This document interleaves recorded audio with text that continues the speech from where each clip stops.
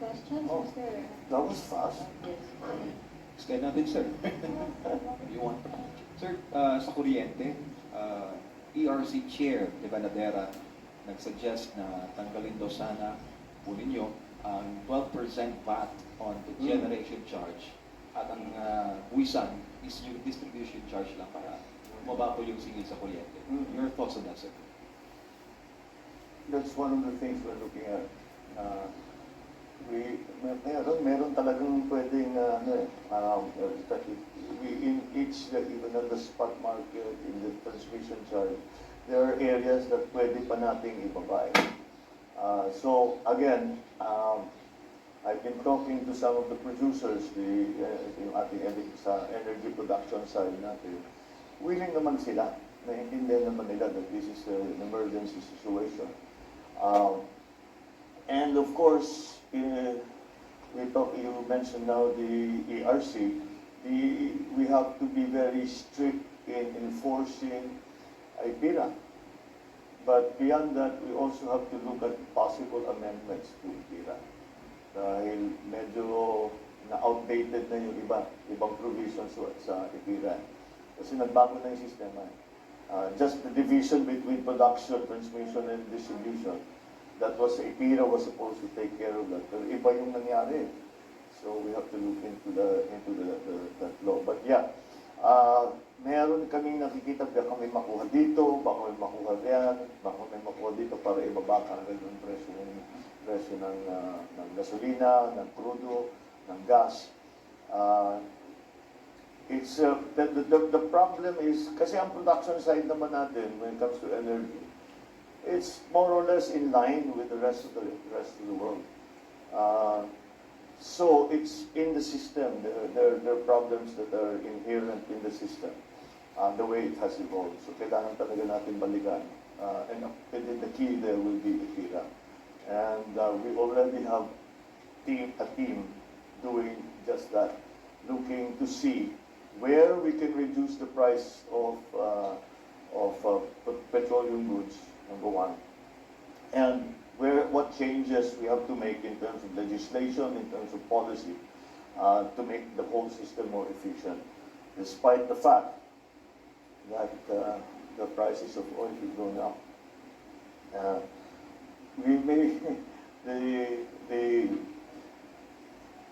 There is the other issue when it comes to energy, in that we have made commitments internationally to reduce our dependence on, first of all, coal, and to replace it with renewables.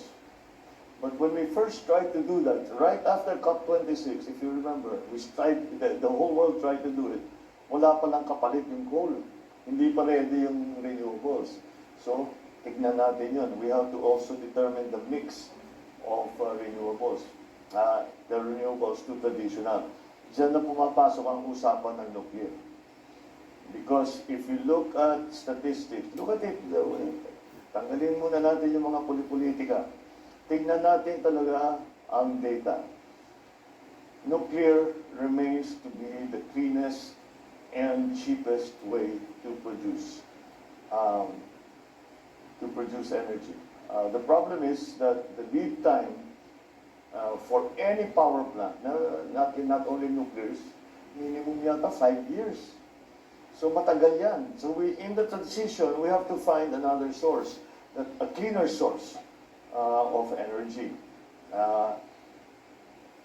So maybe gas will be the transition. Hindi yung gas is cleaner than coal, it is as clean as it's going to get. But until we are able to sufficiently increase our power production through renewables, we have to find the pantawid from purely traditional to the new mix of renewables and traditional. So energy is hard. Talaga, aminin ko sa inyo, energy is hard. We really did. The world situation, the local situation, the way that we have evolved our systems, it can be quite complicated. So we have to be we have to really come up with some good strategies there.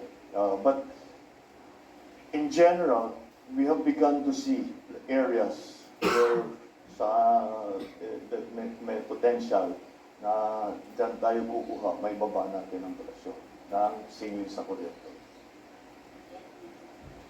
Okay? Last question. Yeah, sir, on foreign policy. Okay. Yung may patuloy po mga reports ng incursions, even spying sa internal waters ng Pilipinas. Ano ho ang magiging position ninyo with regard to asserting our sovereignty in the region? What is your position on the arbitral ruling, and how will you enforce it? Well, in terms of sovereignty, there is no wiggle room there.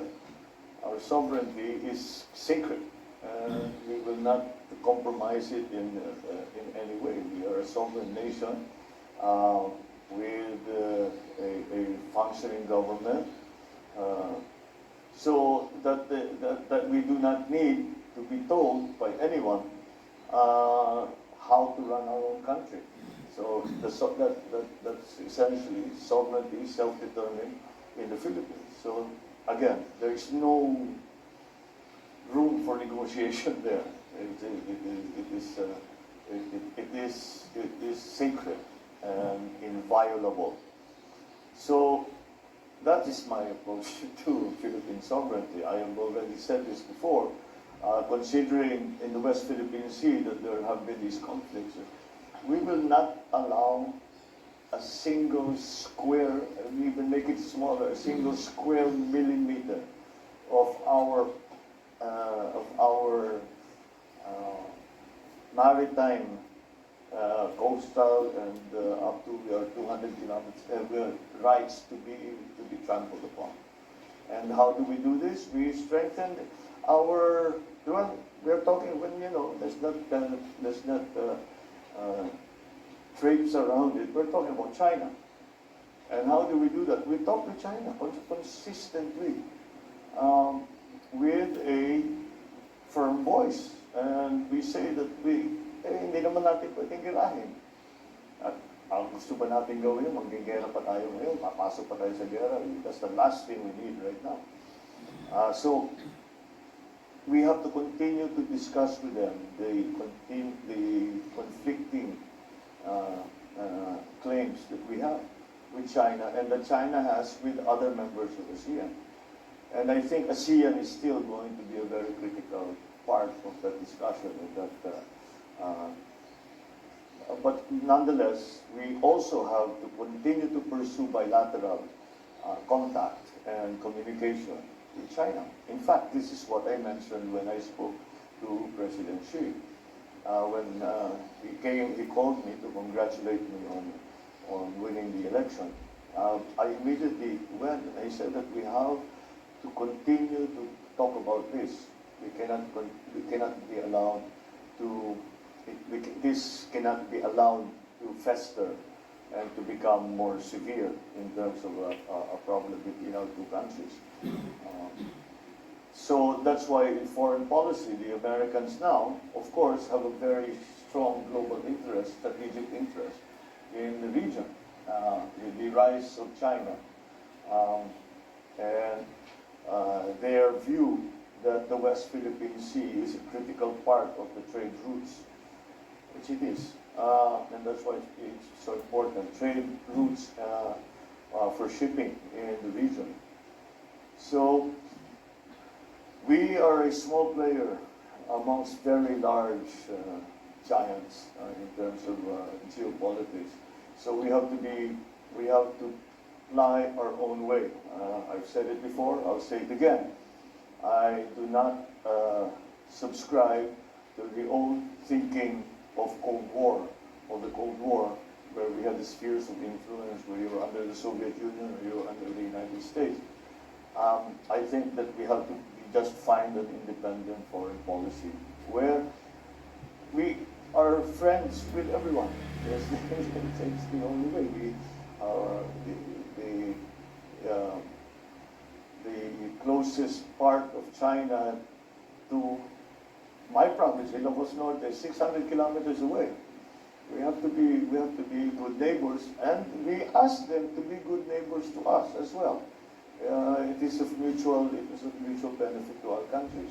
Now, the role that the United States is going to play, well, we define that role very simply. Well, it comes from our traditional relationship with the United States, which has been very strong and very advantageous to both of us, both the United States and the Philippines, over the past 100 or so years. So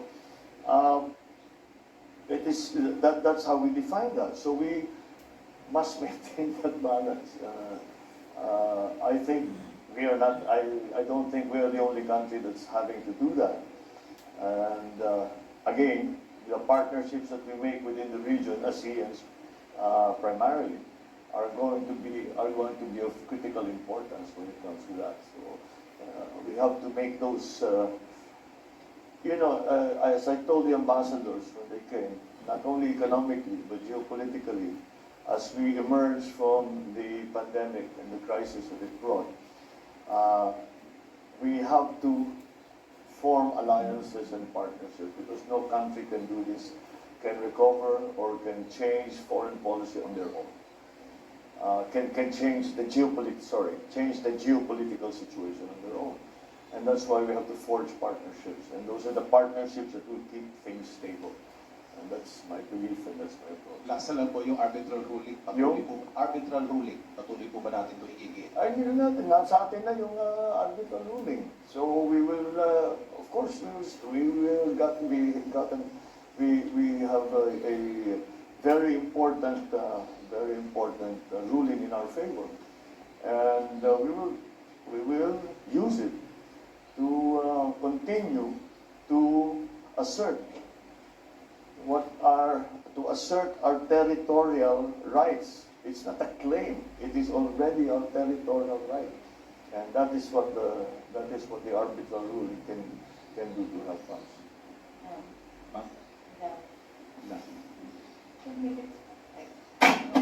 Sir, may request kasi ang ating mga kababayan nanonood.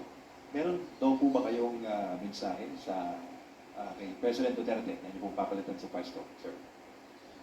Well, yung mga pinapag-usapan namin,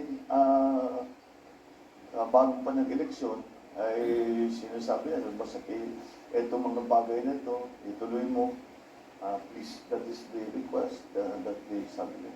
It's so important to them. And it's still, siyempre, yung kanyang priority has always been anti-drug problem. And of course, you have to... Sir, sorry, when did this meeting take place, if I may? Before There were several, actually. It's not just a single... And this happened when you were already the front runner in the service, tama po ba? Not the first few. Wala pa ba? So more than once po? Oo. Pinuntahan ko siya. Sabi ko, how do you want to do this? Ako na lang ang natirang kandidato sa administration side. Pwede pa tayo magtulungan. PDP, etc.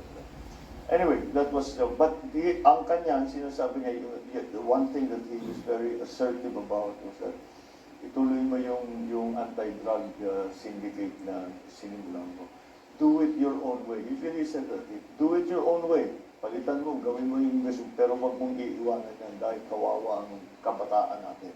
Talagang nasisira ang mga buhay nila. So that, I fully appreciate what he said. And of course, the drug problem in the country continues to be a problem, and so we must continue to Nabankrupt pala talaga yan. Kaya continue magdudulungin daw sila. Maging ever words, look that way. So foreign policy, of course, the president, the PRRD, has taken a very slightly unorthodox approach. But again, balance is his thing, so we agree on that. In terms of the economy, the last time we spoke, he said they were discussing yung increase from 200 to 500 sa ayuda. So, they were talking about it. He turns to me and said, sorry na lang kung ikaw yung susunod, ubusin ko yung pera, pero kailangan na talaga ng tao. So this is a cabinet meeting? No, it was just a very casual discussion. But he was, you know, PRLD, he likes to throw it out there to see how people react and to see how it should be changed. And I was just a bystander. I was just watching. And so that talagang tama rin naman siya. I don't think he had a choice. Na talagang it's kailangan pa rin ng tao, kawawa pa siya ng tao. So, those were the areas that we specifically spoke about. Yeah, so that's... Will he play a role in the government, sir? I'm sorry? Will he play a role in the government? If he wants to. Or If he wants to. so it's a standing offer from the president-elect? No, he has not. We have not talked about it. But I'm open to anyone who is able to help in the government. So, matagal na kaming magkaibigan ni PRRD, nung mayor siya pa, long time ago. So, I'm sure if he wants to play a part, sasabihin naman niya sa akin. I'm certainly open to all of that. Siguro kung under presidential calls po, nag-reach out na ba sa inyo, open ba yung administration sa mga nakilala ninyo na pagiging ng posisyon, confident naman? Marami na. Meron nga yung sinasabi, meron mga, hindi ko na napapagitin kung sino, pero ilan dyan, sabi ko, lumabang kami sa iyo, siguro wala na kaming pag-asa dyan sa gobyerno mo. Sabi ko, politika lang yan. Trabaho na tayo. Okay lang yun. For me, that's part of it. And that's finished. The people have spoken. The decision has been made. So let's work on that basis. And again, ang aking criterion talaga sa kukunin namin, kung sino yung marunong, sino yung magaling doon sa area na yun, at hanggang tumulong. What else do you need? Diba? And I was right before when I said one of the hardest parts of picking these experts and yung pinakamagaling is that because they are successful, maganda na yung buhay nila eh.